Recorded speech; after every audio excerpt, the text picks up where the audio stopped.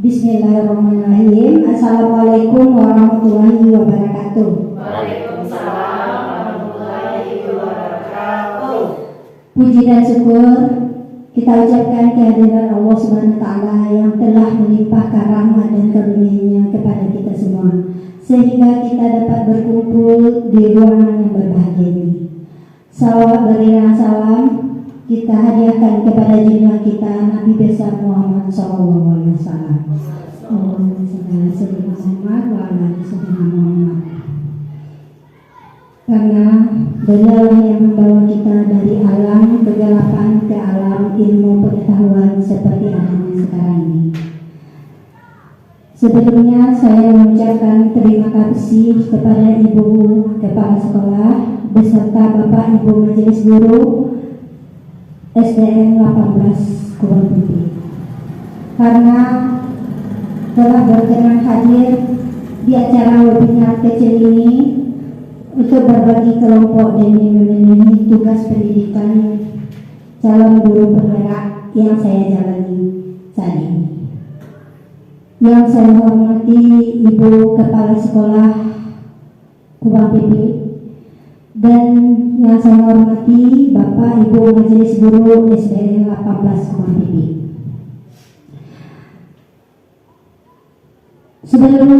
Sebelum saya mengikuti guru penggerak, saya merasa tugas dan tanggung jawab guru penggerak itu sangat berat. Tapi setelah saya jalani, saya sangat senang karena berbagi kolaborasi dengan teman-teman guru yang berada di Kabupaten Agam. Nah, di dalam ruangan kolaborasi itu saya banyak mendapat pendidikan dan banyak mendapat arahan baik dari pengajar praktek dan fasilitator beserta teman-teman. Baiklah, pada hari ini saya akan melakukan seminar kecil kepada kelompok Kombel kita bernama Kombel SDN 18 Kubang Putih. Nah, aksi nyata saya ini dilakukan untuk memenuhi tugas saya untuk menyelesaikan modul 1.1 sampai 1.4. Nah, ini adalah aksi nyata saya yang berjudul dengan budaya positif.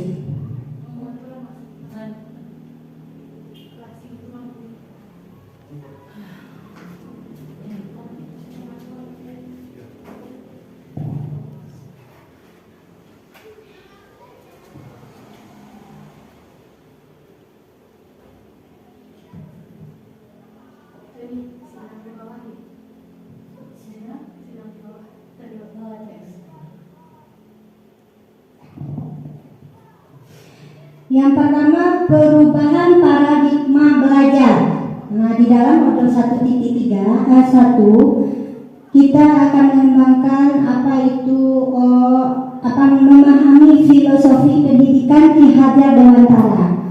Dalam paradigma baru dalam pendidikan bertujuan untuk menghadapi tantangan abad ke-21, paradigma ini menekankan pada pengembangan keterampilan abad ke-21 seperti keterampilan berpikir kritis, kreativitas, kolaborasi, komunikasi, dan pemecahan masalah serta literasi digital. Filosofi pendidikan Ki Hajar Dewantara menjelaskan tujuan pendidikan adalah menuntun segala kodrat yang ada pada anak-anak agar mereka dapat mencapai keselamatan dan kebahagiaan yang setinggi-tingginya baik sebagai manusia maupun sebagai anggota masyarakat. Kodrat alam merupakan kondisi anak sejak lahir yang dipengaruhi kultur budaya dan lingkungan tempat anak berada. Sedangkan kodrat zaman adalah perubahan yang selalu terjadi dari waktu ke waktu. Anak berhak mendapatkan pendidikan dengan cara yang sesuai dengan kodrat alam dan kodrat zamannya sendiri. Jadi di sini Ki Hajar dari filosofi pendidikan Ki Hajar Dewantara, kita sebagai sebagai guru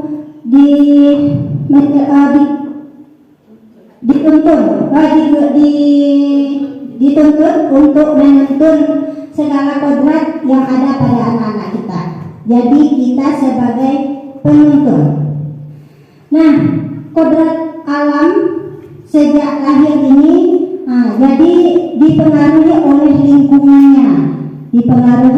lingkungannya. Mulai dia sejak lahir belajar bicara, dengan bicaranya, dengan keluarganya, itu merupakan kodrat alam. Serta kodrat zamannya, kalau kita zaman dulu, kita masih banyak ada permainan yang kita lakukan, kita lewati. Tapi anak-anak sekarang karena dipengaruhi oleh IT sudah bermain dengan HP. Nah, itu adalah perubahan yang signifikan pada saat ini. Kemudian kita lanjut lagi.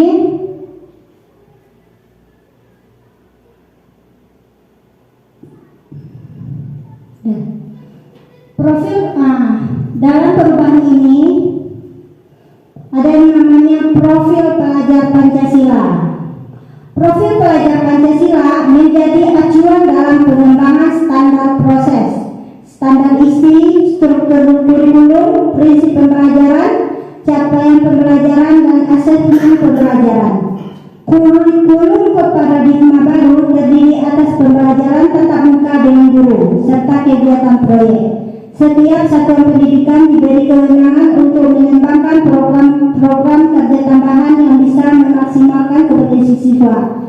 Tentu saja program tersebut dapat disesuaikan dengan visi dan misi dan juga sumber daya yang sudah tersedia pada satuan pendidikan tersebut.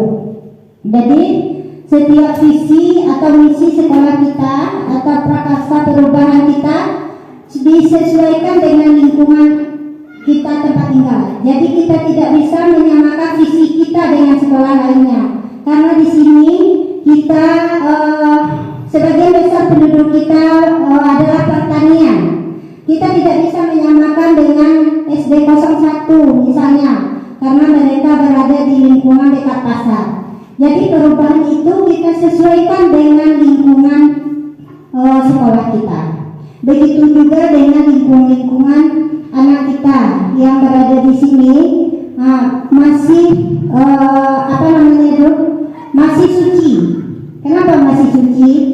Saya bandingkan anak kita yang ada di Bukit Tinggi dengan di sini. Walaupun anak kita di sini nakalnya belum terlalu, karena tidak adanya pengaruh lingkungan itu. Di sini anak-anak masih banyak pergi ke surau, masih karena SD kita juga merupakan SD terus. Jadi kalau saya lihat perbedaannya, anak-anak kita ini sesuai visi kita, yaitu berakhlak dan beriman kepada Tuhan Yang Maha Esa, sesuai visi kita perubahannya. Nah, lanjut lagi tentang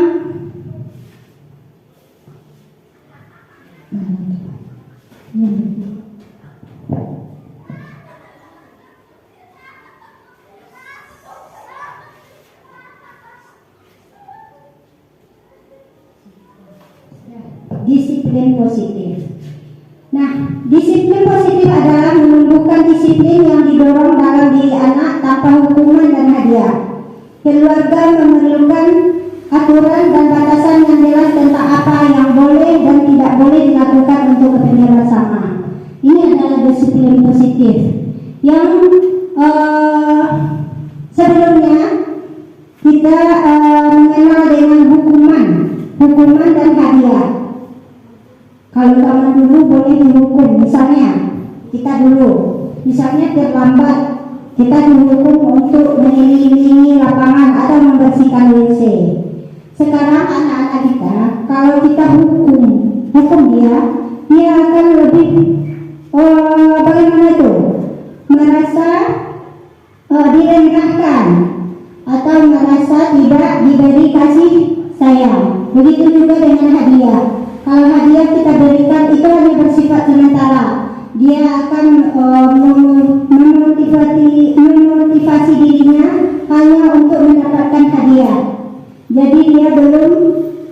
mengerti apa itu tentang disiplin.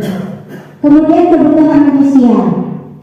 Kebutuhan manusia yang pertama bertahan hidup, yang kedua kasih sayang dan rasa terima, 3 penguasaan, 4 kebebasan, 5 kesenangan.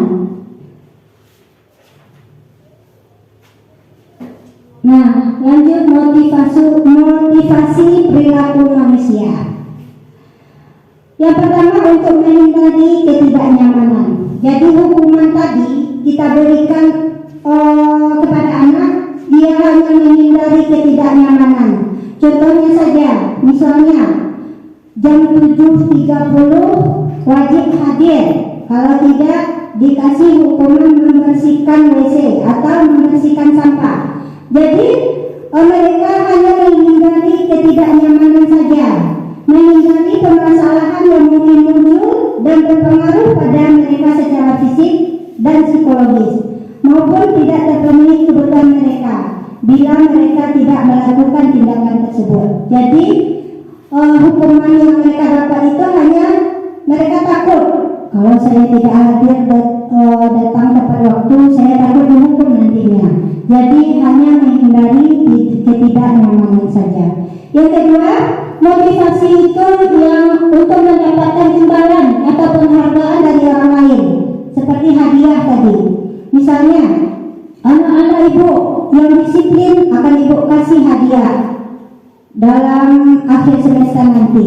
Jadi mereka berlomba-lomba untuk memotivasi dirinya karena dia pengen hadiah. Maka itu hanya bersifat sementara, tidak akan bertahan selamanya. Satu tingkat dari atas motivasi yang pertama. Di sini orang berperilaku untuk mendapatkan imbalan atau penghargaan dari orang lain. Yang ketiga, untuk menjadi orang yang mereka inginkan dan menghargai diri sendiri dengan nilai-nilai yang mereka percaya. Nah, yang ketiga ini menjadi orang yang diinginkan dengan menghargai diri sendiri. Sudah ditanamkan di dirinya sendiri. Disiplin yang kita tegakkan tadi sudah ditanamkan di dirinya sendiri.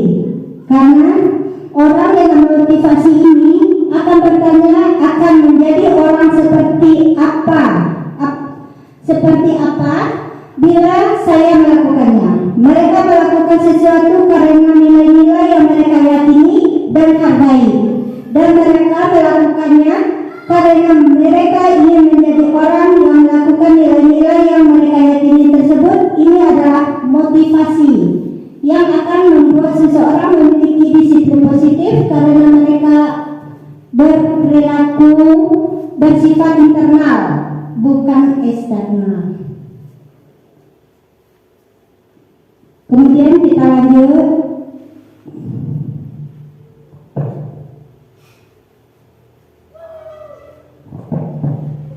Konsep penegakan disiplin. Yang pertama, hukuman. Nah, hukuman yang kita berikan tadi kepada anak justru akan membuat siswa menjadi merasa takut, tidak nyaman, merasa direndahkan dan lain-lain. Jadi kalau kita menerapkan hukuman, siswa itu akan menjadi takut, merasa tidak nyaman, merasa direndahkan. Nah, kemudian lanjut.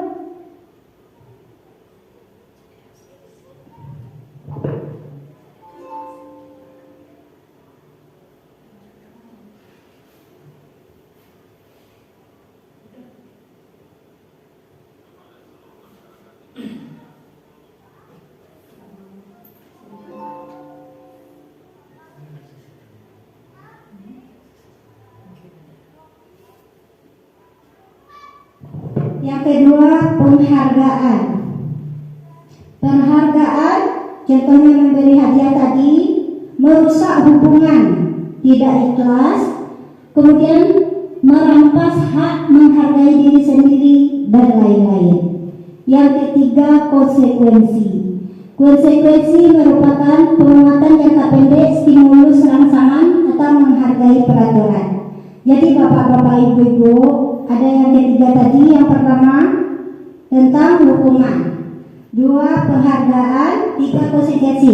Jadi di sini bapak-bapak, ibu-ibu, apa yang kita pilih untuk sekolah kita, yang terbaik buat sekolah kita.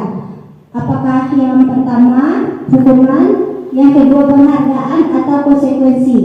Nah, sekarang saya akan memberikan kertas stick note kepada bapak-bapak, ibu-ibu, diberikan tanggapan dan alasannya di dalam ini.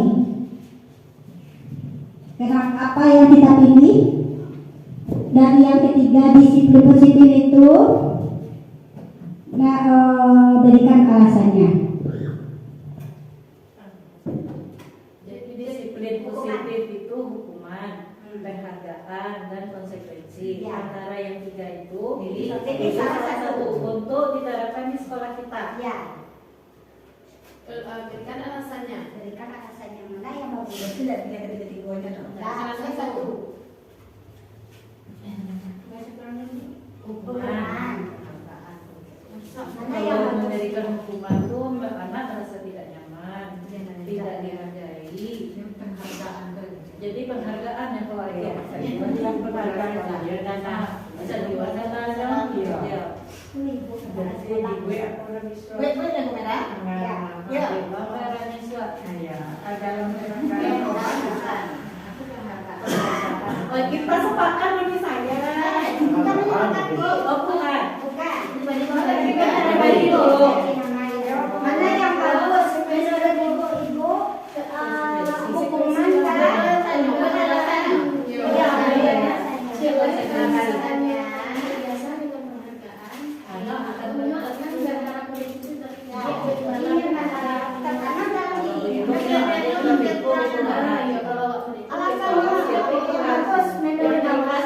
Kalau konsekuensi, Kalau konsekuensi itu, aduh, Awak cuma kalau harus bagi bagi serius itu efek mereka yang akan terjadi.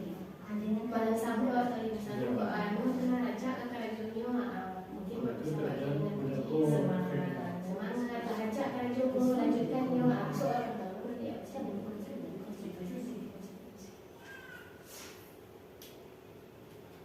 Tiba tulisan konsekuensi. Yang pertama, konsep penegakan disiplin. Jadi konsep penegakan disiplin ikutnya. Jadi namanya kalau terapkan hukuman, konsep penegakan disiplin. Mana yang bagus menurut ibu-ibu? Sudah kita ada. Ya, sekarang kita ada. Ibu yang menentukan. Ya, ibu yang menentukan. Betulan. Iya. Yang makin terlihat. selesai Bu. Konsep konsekuensi.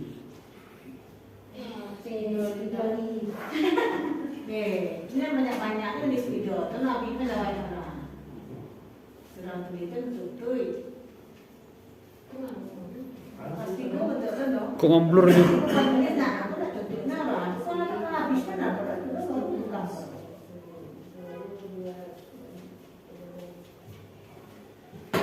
Oh, jadi kau salah bisa macam tua nama jangan itu. Jadi yang nggak jangan itu kalau itu kan salah. Dan Ibu, di bahasa dan Iya di. boleh ditempel? bagi ibu-ibu yang sudah boleh ditempel ke depan. Sampai satu-satu loh. Enggak, ini sama-sama. Bu, tulisnya sakit Bu, nggak bisa jalan. Tak tahu. Kita baca apa menulis. Itu ada praktek prakticing. Itu tapi beda Bu ya. Salah. Kalau BPL itu Jadi bahasa ada sudi Dan ibu di pada mana? Kalau itu dalam konsisten. merangkai kata-kata tuh. Keluar kata pendidikan dan sekolah. Orang mau kau yang lain kena dapat di situ bisa. Amin. Diceritakan Ini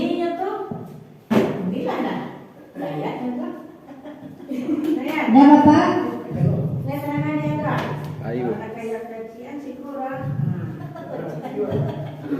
Jadi pacilo nih Pak ya. Bapak. Di paci itu beda ya. Di paci dalam bahasa halus. Dah, kasih Pak. Kalau orangnya kan agak kenapa kenapa? Kalau itu saya awal. Ada apa bisa saja tagak mending. Apa betul nama itu? Di absen Pak. Televisi. itu tuh Sebelum berbuka kita lanjutkan. Sebelum nanti kita laksanakan. Ya Pak. Apa? Iya, itu bukan pamis pengabang. Dah. Dah. Nah, yang kita bacakan ya. Yang pertama penghargaan. Dengan ada penghargaan minat akan ada. Nah, yang kedua konsekuensi. Dengan konsekuensi anak akan terbiasa melakukan hal-hal yang baik tanpa adanya paksaan dan tanpa adanya pamrih. Lanjut, konsekuensi karena jika menerapkan metode ini, anak tentunya akan memahami setiap sebab dan akibat dari hasil keputusan yang anak ambil atas perbuatannya. Lanjut, penghargaan. Alasannya kalau dikasih penghargaan, anak akan tersanjung, maka dia akan mematuhi peraturan yang kita terapkan. Lanjut, konsekuensi. Dengan adanya konsekuensi kita dapat meningkatkan stimulus pada peserta didik untuk selalu berbuat baik dan dikembangkan dalam kehidupan sehari-hari. Lanjut, konsekuensi penguatan. Sebagai pendidik kita harus senantiasa memberikan penguatan atas sikap-sikap yang baik. Stimulusnya, guru harus senantiasa memberikan stimulus agar peserta didik mempunyai motivasi dalam dirinya. Konsekuensi, alasannya karena dengan konsekuensi maka siswa akan mengetahui apa akibat yang akan dilakukan dalam melakukan apa kegiatan selanjutnya. Ya, bagus ya Bapak-bapak Ibu-ibu. Nah, sini ada kalau hukuman, kita sudah tahu apa itu hukuman ya. Nah, ini adalah, coba kita lihat dulu apa itu restitusi lagi. Jadi, belum. Nah, sekarang kita masuk ke dalam restitusi dulu. Kalau restitusi itu memberikan kesempatan kepada murid untuk disiplin positif, memulihkan diri dari kesalahan sehingga memiliki tujuan yang jelas. Penekanannya pada cara mereka menghargai nilai-nilai kebaikan yang diyakini, bukan berperilaku untuk menyenangkan orang lain. Itu restitusi. Jadi tadi antara konsekuensi, penghargaan atau hukuman, mana yang terbaik untuk siswa kita? Penghargaan. Jadi penghargaan itu benar adanya, itu juga bagus. Tetapi itu hanya bersifat sementara. Karena kalau nantinya kalau kita tidak memberikan hadiah, mereka tidak bersemangat lagi. Tidak ada motivasinya untuk melakukan disiplin atau melanggar peraturan yang kita buat tadi. Nah, kalau hukuman itu mereka akan merasa takut. Karena merasa takut, jadi mereka terpaksa untuk melakukan disiplin tersebut. Kalau konsekuensi itu udah tumbuh dalam diri kita, dalam diri anak kita, dengan mengadakan kesepakatan terlebih dahulu. Kita mengadakan kesepakatan jelas apa yang kita sepakati di dalam ruangan kita nantinya. Misalnya untuk kata tidak boleh dikatakan tidak boleh. Misalnya kita harus menjaga kebersihan lingkungan, tidak boleh membuang sampah. Jangan ada kata tidak boleh. Jadi jangan. Atau ayo Iya, mengajak anak-anak untuk itu. Jadi, ayo jaga kenyamanan lingkungan kita. Nah, jaga ketertiban lingkungan kita. Jadi Nah, kalimat yang dipakai kalimat ajakan. ajakan, kalimat yang kita pakai ajakan. Nah, itu adalah kelemahannya penghargaan. Karena selama ini kita banyak menggunakan, saya seringkali menggunakan penghargaan ini. Siapa yang cepat selesai nanti aku kasih permen. Jadi sesaat itu, besok lagi kalau lupa kita memberikan penghargaan, dia lupa lagi, lalai lagi. Jadi yang bagusnya di antara ini adalah dengan cara konsekuensi. Penghargaan itu tidak selalu berupa materi. Pintar dan ibu bilang itu juga penghargaan. Iya, Pintar dan baik sekali dan itu juga iya, bagus. Dan selalu dengan materi. Penghargaan itu seperti yang dimaksud sini tentang disiplinnya itu, tentang konsekuensi yang kita terapkan. Misalnya, besok kalau kamu datang tidak terlambat ke sekolah, maka dikasih hadiah. Jadi dikasih hadiah. Jadi kalau seandainya kita tidak ngasih hadiah, dia lupa. Berarti bukan selalu penghargaan, bukan konsekuensi lain-lain itu kejadian. Nah, di sini bukan.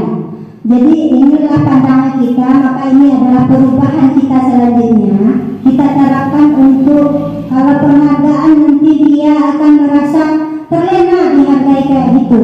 Tidak timbul dari dirinya sendiri. Motivasinya itu hanya untuk memberikan hadiah. Berarti besoknya naik kelas dia penghargaan dianggap benar. Nah, makanya kita sekarang tidak ada dikasih hadiah-hadiah kayak gitu. Karena anak kita itu hebat, tentunya dari lahirnya hebat. Misalnya anak itu kurangnya di apa?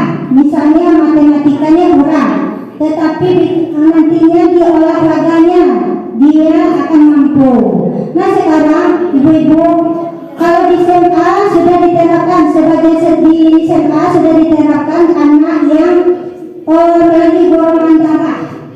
Kalau golongan darahnya A, ya A biasanya anak-anak itu akan rajin dengan pengetahuannya di dalam kelas. Tapi golongan darah O lebih semangat dia belajarnya di luar kelas. Ya. Nah itu penghargaan. Jadi penghargaan itu hanya bersifat sementara.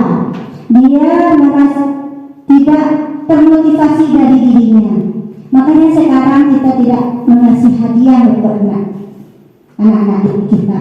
Di sana rankingnya juga kita tidak terapkan lagi. Nah, lanjut lagi tentang restitusi. Kemarin kita dalam PMM ada restitusi. Nah ini dia restitusi itu. Apa restitusi itu? Memberikan kesempatan kepada murid untuk disiplin positif. Jadi kita memberikan kesempatan bagi murid kita untuk disiplin positif.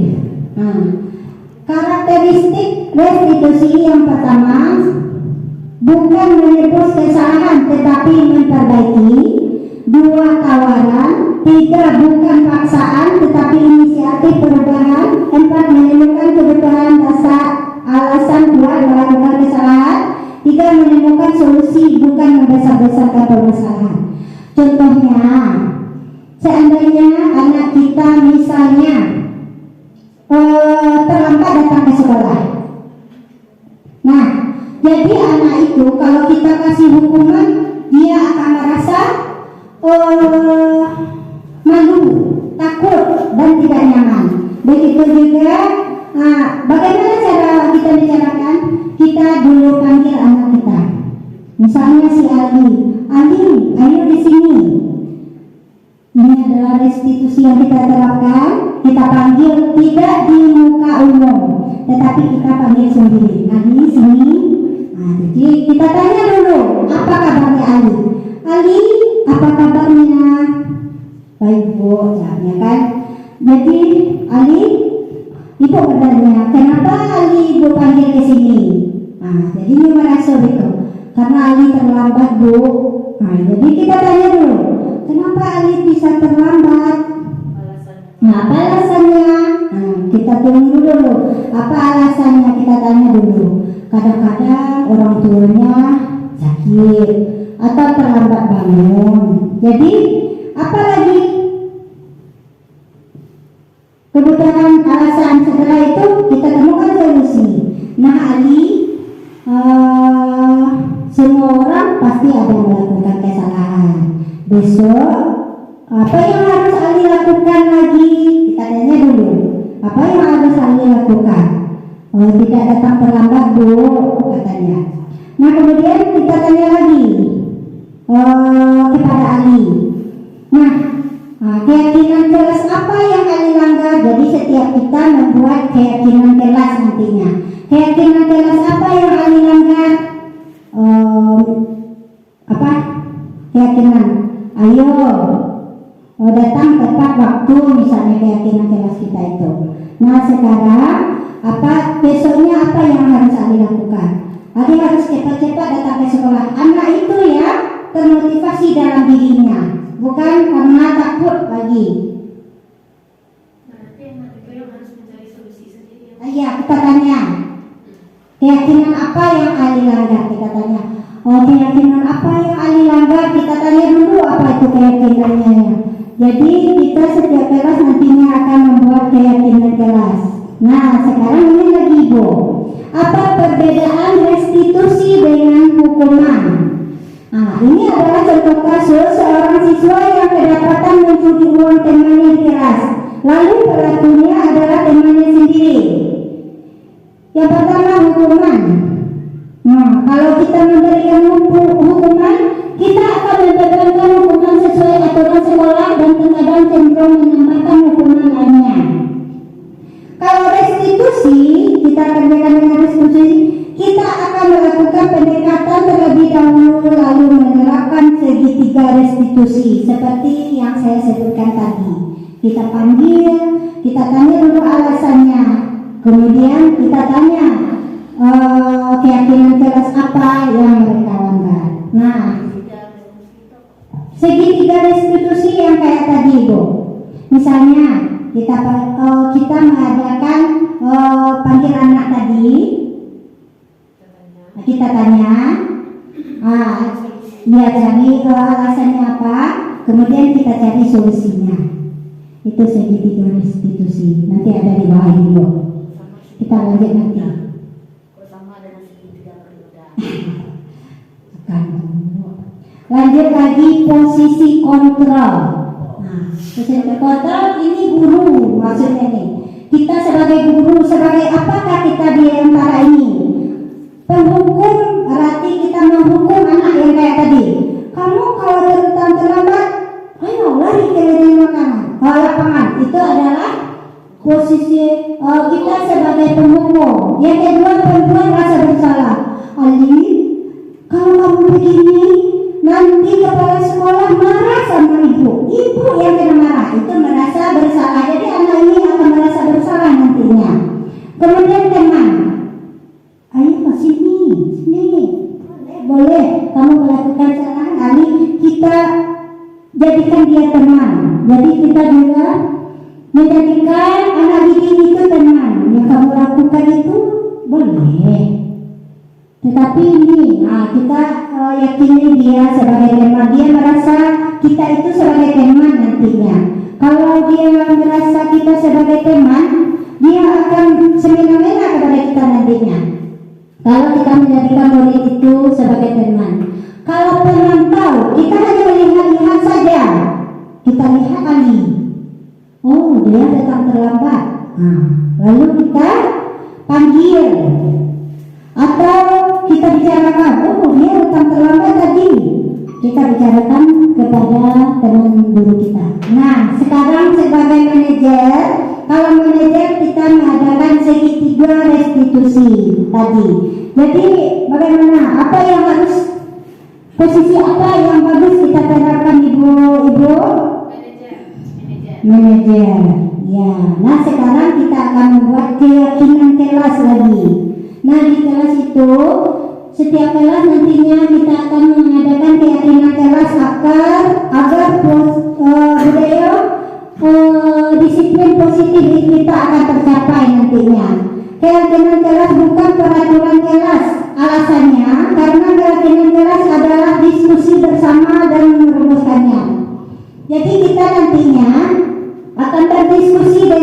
siswa kita.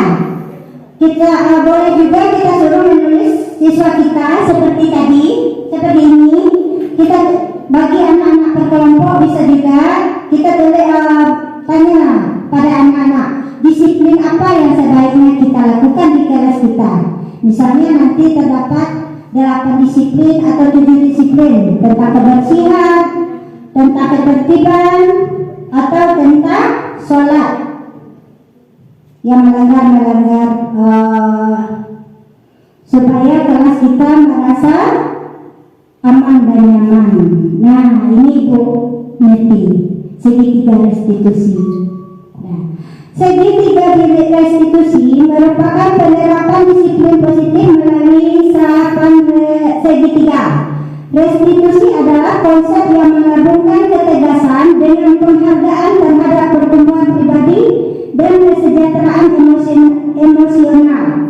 Ini membantu individu menjadi lebih berkomitmen, lebih bertanggung jawab, lebih berkembang dan lebih bahagia dalam kehidupan mereka. Itu segitiga restitusi. Kemudian bagaimana cara langkah-langkah penerapannya? Nah, ini adalah langkah-langkah penerapan segitiga restitusi. Yang pertama, menstabilkan identitas. Langkah awal yang perlu dilakukan pada segitiga restitusi adalah menstabilkan identitas. Saat anak berbuat salah, artinya ada kebutuhan dasar yang tidak terpenuhi bagi mereka. Langkah ini bertujuan untuk mengubah orang yang gagal karena berbuat kesalahan menjadi orang sukses. Saat dalam kondisi emosional, otak tidak akan mampu berpikir. Jadi, kalau segitiga restitusi nanti kita panggil kan? Tidak langsung dekat temannya. Kita nanti panggil, misalnya jam istirahat. Nah, kita tunggu dulu. Ayo di sini. Jadi kita bicarakan bukan dekat temannya. Kenapa bukan dekat temannya? Nanti dia akan merasa malu. Merasa harga dirinya dijatuhkan. Kemudian langkah yang kedua yaitu validasi tindakan yang salah. Validasi tindakan yang salah merupakan bagian terpenting dalam analisis segitiga restitusi. Oleh karenanya pemahaman konsep ini mempunyai implikasi yang luas, terlebih dalam konteks pengambilan keputusan yang kompleks. Contoh, apa nilai-nilai umum yang kita telah sepakati? Keyakinan kelas tadi. Apa nilai-nilai umum yang kita telah sepakati? Yang kedua, apakah kamu sedang menjadi teman yang baik buat dirimu sendiri? Kenapa kita tanya begitu? Karena motivasinya itu untuk dirinya sendiri terlebih dahulu. Apakah kita sudah menjadi teman baik untuk diri kita sendiri? Apakah anak yang melakukan kesalahan itu bukan merasa puas, tetapi mereka untuk merasa diperhatikan, agar mereka diperhatikan. Kemudian langkah-langkah yang ketiga yaitu menanyakan keyakinan. Nah, keyakinan kelas tadi menciptakan kondisi bagi murid untuk memperbaiki kesalahan mereka sehingga mereka bisa kembali pada kelompok mereka dengan karakter yang lebih kuat. Nah, dia udah menanyakan keyakinan. Jadi keyakinan itu perlu kita terapkan di sekolah kita, atau keyakinan itu perlu kita buat di kelas kita masing-masing.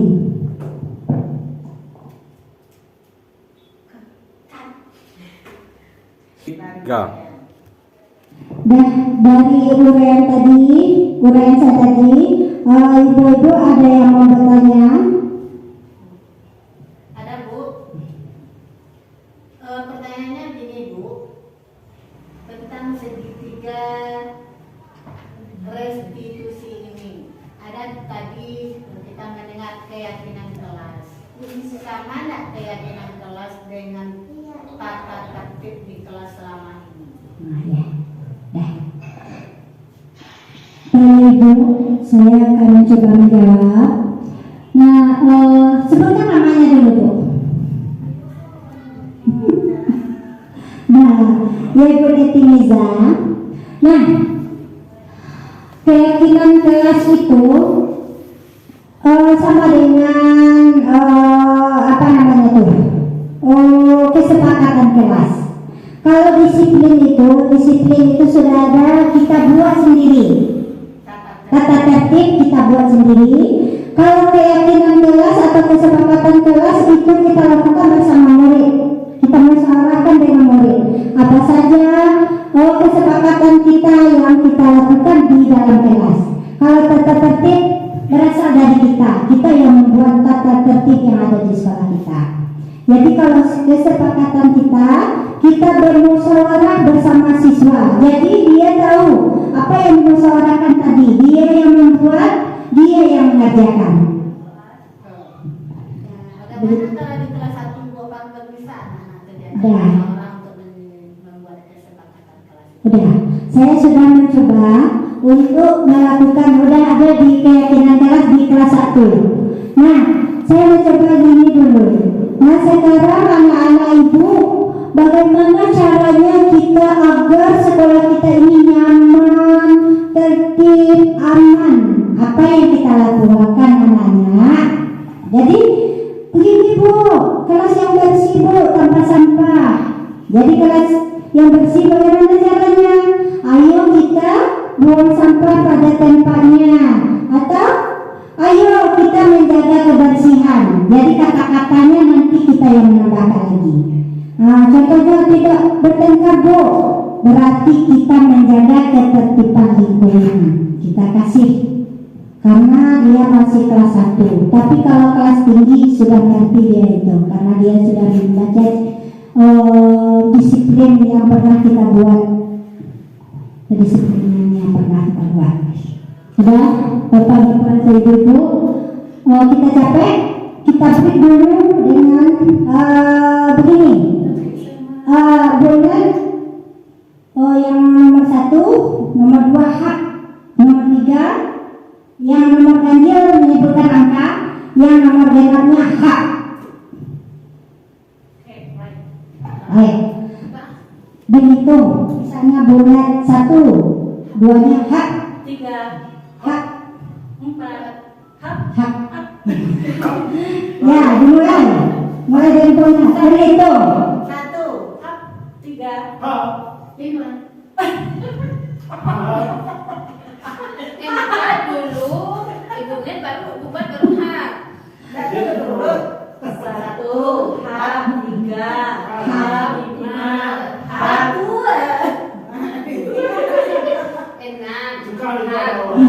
Dah, ulangi lagi. Dari Bu Ezi. Bu Ezi lagi. Berhitung. Hak, 3.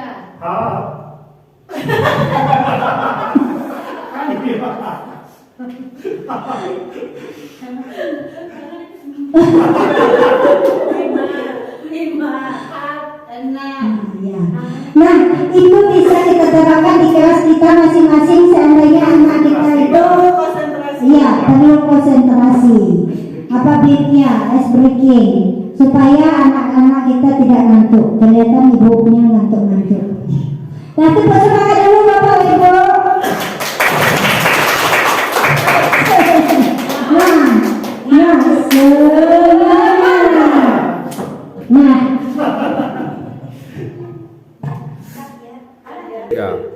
Nah, lanjut kita akan mengadakan satu huruf lagi.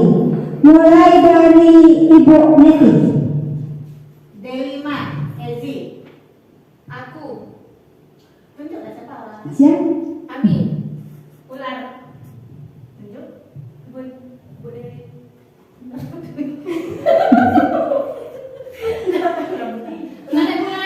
Huruf di belakangnya sambung kata. Mulai dari Firman kali. Pak Firman. Masjid. Beli. Durian. Tiga. Buat. Nenas. Siapa? Freddy. Nasib. S. Sakang. Nanas. S. Oh, saya. Ezi. Aku. Bunet. Untuk siapa lagi?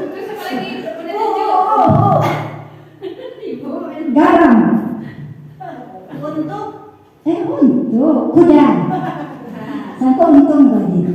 Kalau udah Kuda. Ami. Anggur. Kereta. apa tadi? Anggur. Anggur. Rusa. Bang Firman. Ayam. Karena Makan. Saka. Bu Dewi. Makan. Ya. Oh. Nasi. Apa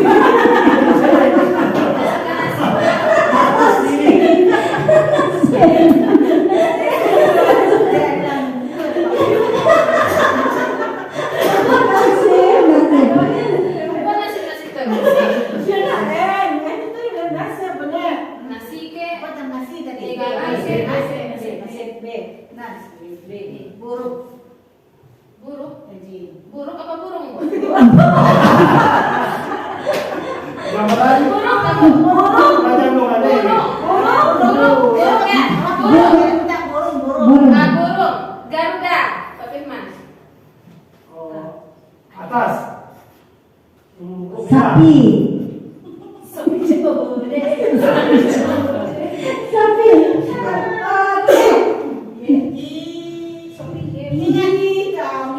Ingat siapa? Siapa? ingat situ. Tali. Dayak. Kameramen. Ikan. Ikan. Tinggal siapa? Oh, Bu Dewi.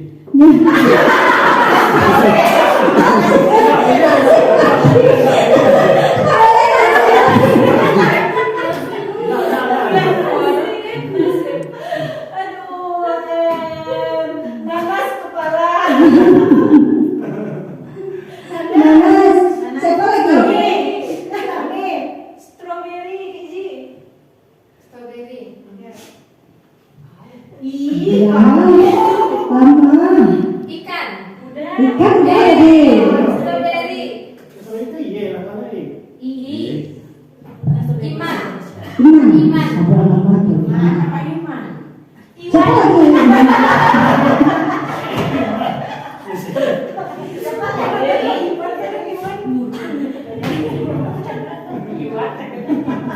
Tadi siapa lagi? Bunet.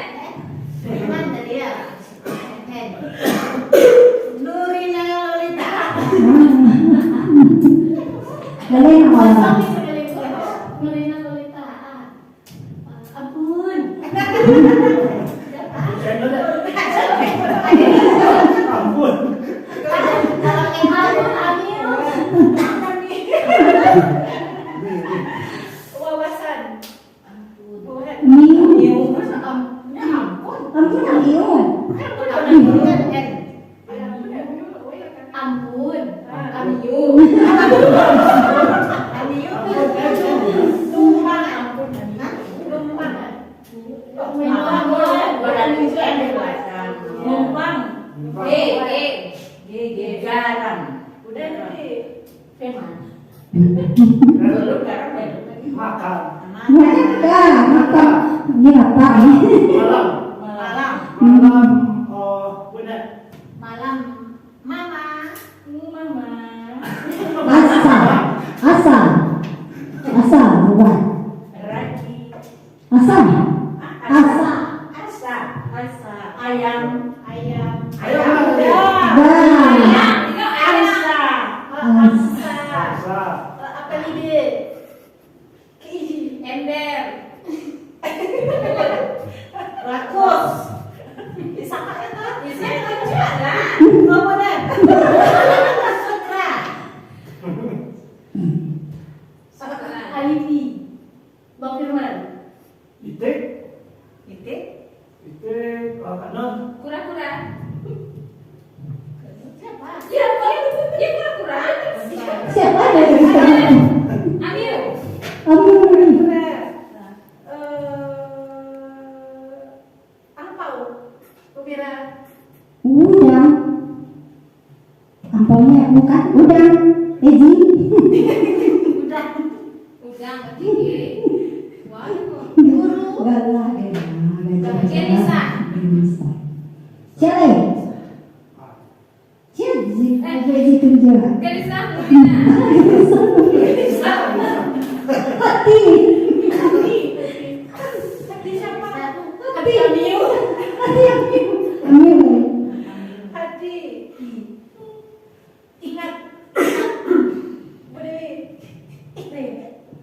terlalu. Kamu yang terlalu kuat. Terlalu udang. Udara. Udah 1 jam? Bukan. Dan, nah, ibu-ibu udah hilang untuknya. Lah. Nah, Tapi lapar belum hilang. dari aksi data yang saya tampilkan tadi, jadi apa yang kita dapat yaitu disiplin positif yang baiknya kita lakukan yaitu apa ibu-ibu? Konsekuensi. Jadi anak-anak kita itu perbuatannya jangka pendek, stimulus atau rangsangannya menghargai peraturan. Jadi anak-anak kita itu akan menghargai peraturan dengan diri sendirinya dengan sudah timbul dari dirinya dan tanpa dibuat-buat. Mereka akan meyakini kesepakatan yang telah kita buat di kesepakatan kelas. Apakah perlu kita buat kesepakatan yang ada di dalam sekolah nantinya? Kita tanya dulu kepala sekolah. Bagaimana ibu? Apakah perlu kita buat keyakinan dulu sebelum tahun ajaran baru kita nantinya untuk bagaimana anak-anak kita ini tidak melanggar lagi seperti biasanya datang terlambat atau membuang sampah sembarangan. Ya, bagaimana penguatannya ibu? Apakah perlu? Ya, terima kasih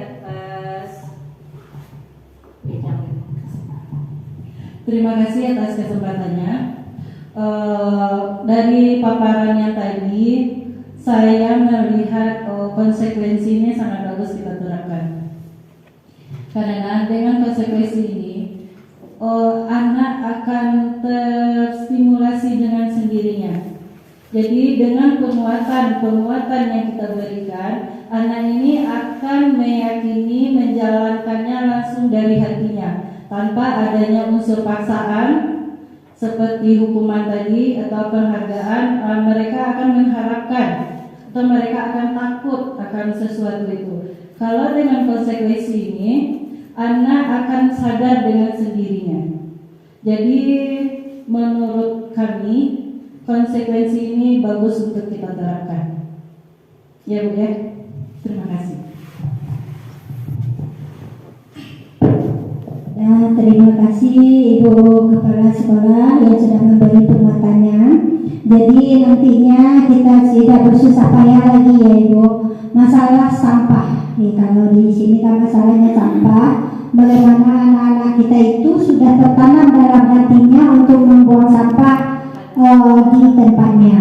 Karena konsekuensi ini anak itu akan merasa kalau seandainya dia buang sampah, maka dia sudah merasa lingkungannya tidak nyaman lagi. Jadi itu yang penting kita terapkan di sekolah kita. Yang selanjutnya tentang kebersihan ya Ibu. Tentang kebersihan, misalnya kebersihan WC kita. Jadi anak kita kalau sudah terbiasa dengan kebersihan, maka dia akan bersama-sama akan mengerjakannya secara bersama-sama untuk membersihkannya. Jadi itu yang kita sepakati dulu kepada anak-anak kita untuk menjaga kebersihan lingkungan sekolah kita. Kemudian disiplin positif yang kita terapkan tadi, misalnya anak kita yang ada yang melanggar, nanti kita akan mengadakan restitusi ya Ibu. Kita akan mengadakan restitusi. Nah, restitusi ini sangat bermanfaat sekali karena anak-anak kita tidak ada perasaan nyamannya kalau kita bertanya. Nah, setelah saya mencoba di kelas saya, restitusi yang pernah saya lakukan, saya mencoba bertanya. Waktu itu anak saya tidak memakai sepatu warna hitam. Jadi saya tanya, kenapa namanya Fabio, kenapa Fabio tidak memakai sepatu warna hitam? Karena sepatunya basah Ibu. Itu jawabannya, sepatunya basah. Jadi Jadi kesepakatan kelas apa yang Fabio langgar? Ditanya. Karena tidak memakai Fabio tidak memakai seragam gitu katanya. Jadi alasannya karena baju sepatunya basah. Jadi kesepakatan yang telah dilanggarnya kita memakai kesepakatan yang kami buat waktunya memakai pakaian seragam. Ya, pakai sepatu warna hitam. Nah, di sini anak-anak sampai sekarang anak itu tidak ada memakai sepatu warna putih lagi. Nah, jadi sudah tertanam dalam dirinya. Begitu juga dengan sampah. Di kelas 1 itu sering banyak sampah. Jadi kami buat kesepakatan kelasnya untuk menjaga kebersihan. Ayo, menjaga kebersihan kelas. Nah, kita buat bersama anak-anak. Nah, sekarang sudah menunjukkan kelas kami sudah menjadi bersih. Sudah tidak lagi banyak sampah berkeliaran. Nah, begitu juga nantinya di luar lapangan kita akan sama-sama membentuk kesepakatan sekolah kita. Apa perlu kita buat kesepakatan sekolah, nantinya kita akan melakukan bersama-sama. Nah, dari uraian saya di atas dapat disimpulkan bahwa budaya positif sangat bermanfaat sekali, terutama untuk anak-anak kita yang akan melanjutkan pendidikannya baik nantinya. Lanjutan pertama atau di atas ke atasnya sangat berguna bagi mereka karena mereka memiliki tanggung jawab yang tinggi. Anak-anak kita itu akan bertanggung jawab nantinya karena sudah kita tanamkan disiplin dirinya sejak dini.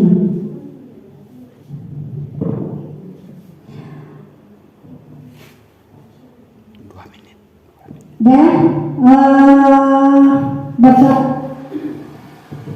Bapak Ibu yang saya hormati, demikianlah aksi nyata, paparan aksi nyata saya di modul 1 ini yang saya sudah terapkan di kelas saya sendiri dan saya paparkan di sini. Terima kasih kepada Bapak Ibu yang telah meluangkan waktunya di sini. Saya mohon maaf apabila ada kata-kata saya yang tidak berkenan di hati Bapak atau Ibu. Assalamualaikum warahmatullahi wabarakatuh.